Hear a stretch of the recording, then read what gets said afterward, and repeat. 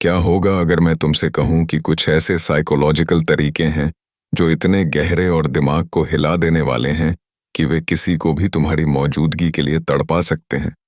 तुम वहां ना हो, फिर भी लोग तुम्हें याद करें, और तुम जो कुछ भी कहते हो उसका जुनून उनके दिमाग पर छा जाए। जरा सोचो, तुम किसी कमरे में चुपके से दाखिल होते हो, कुछ खास नहीं बोलते, लेकिन फिर भी हर नज़र तुम पर ठहर जाती है। लोग तुम्हें देखना बंद ही नहीं कर पाते। अब यह सोचो, तुम किसी बातचीत से निकलते हो और घंटों बाद भी वह शख्स बस तुम्हारे बारे में सोच रहा है। तुमने क्या कहा, कैसे उन्हें खास महसूस कराया, और अगली बार तुमसे कब मुलाकात होगी। आज की दुनिया में जहां हर तरफ शोर है, हर कोई चिल्ला चिल्ला कर ध्यान मांग रहा है और सब कुछ बस सतह पर तैर रहा है, ऐसे में कोई ऐसा इंसान बनना जो लोगों के दिमाग में गहरी छाप छोड़े, यह एक दुर्लभ कला है। लेकिन आज मैं तुम्हें वह रास्ता दिखाने जा रहा हूं जिससे तुम वही इंसान बन सको। यह कोई बनावटी नाटक नहीं है, ना ही कोई नकली मुखौटा पहनने की बात।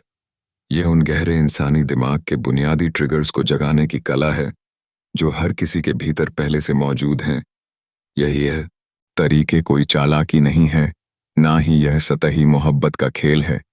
यह है असली प्रभाव की ताकत, सच्ची, गहरी और इतनी जबरदस्त कि लोग तुम्हें भूल ना पाएं। यह वही तकनीकें हैं जो सबसे करिश्माई लोग इस्तेमाल करते हैं।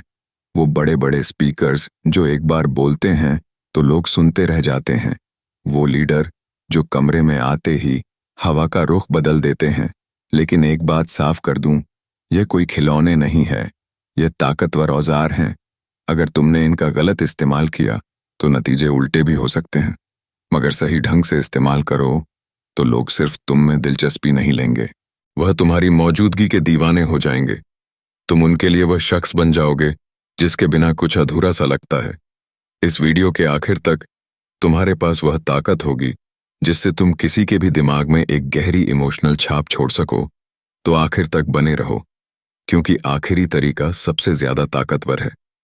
पहला तरीका है एक ऐसी चाल जो पहली नजर में उल्टी लगती है।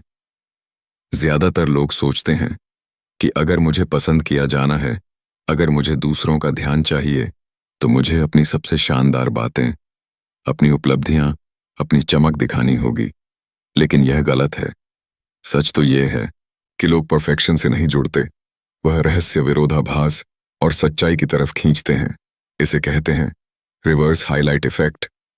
यह एक ऐसा तरीका है जो बहुत सूक्ष्म है, लेकिन इसका असर गजब का होता है।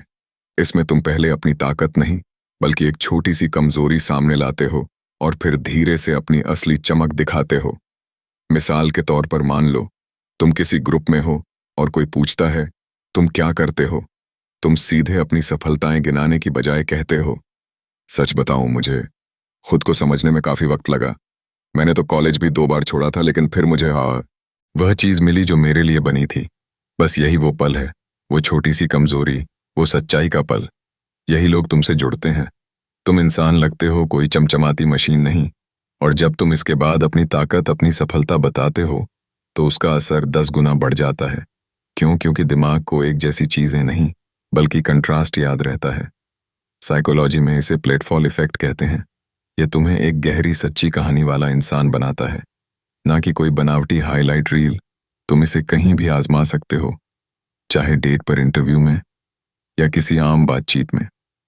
अब अगला तरीका है जो इतना शांत और लगभग छुपाए हुआ है कि लोग इसे नोटिस भी नहीं करते, लेकिन इसका जादू गजब का है।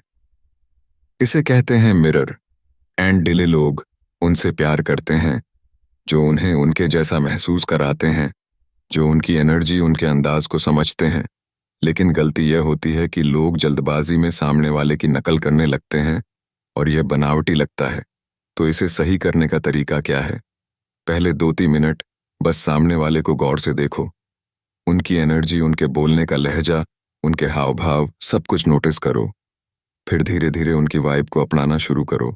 लेकिन असली जादू है वर्बल मिररिंग में थोड़ा रुकने का। मिसाल के तौर पर मान लो कोई कहता है मैं बहुत थक गया हूं, बिल्कुल बर्न आउट हो चुका हूं।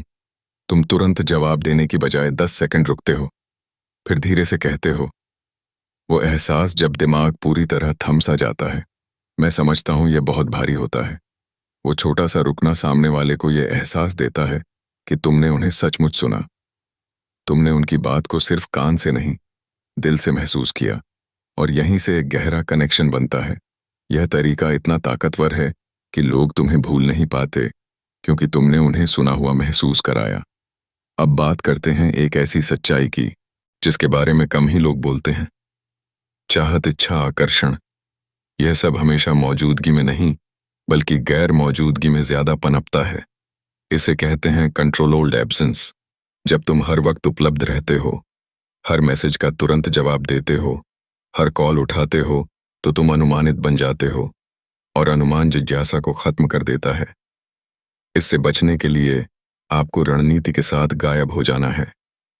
मान लो तुमने किसी के साथ एक गहरी खास बातचीत की, कुछ ऐसा शेयर किया जो दिल को छू गया। ज्यादातर लोग उसी वक्त चैटिंग शुरू कर देते हैं, बात को और खींचते हैं। तुम ऐसा नहीं करोगे, तुम उस पल को वहीं छोड़ दोगे ना। कोई मैसेज ना कोई कॉल, बस एक खालीपन, ज्यादा देर नहीं, बस इतना कि तुम्हारी गैर मौजूदगी उनके दिमाग में गूंजे, और यही खालीपन, वो सन्नाटा, उनके दिमाग में तुम्हारी तस्वीर को और गहरा कर देगा, क्योंकि तुमने एक इमोशनल हाइप बनाया और अब उन्हें तुम्हारा इंतजार करने का मौका दिया। यह इंतजार ही उन्हें तुम्हारी तरफ खींचेगा। लोग उसी की कदर करते हैं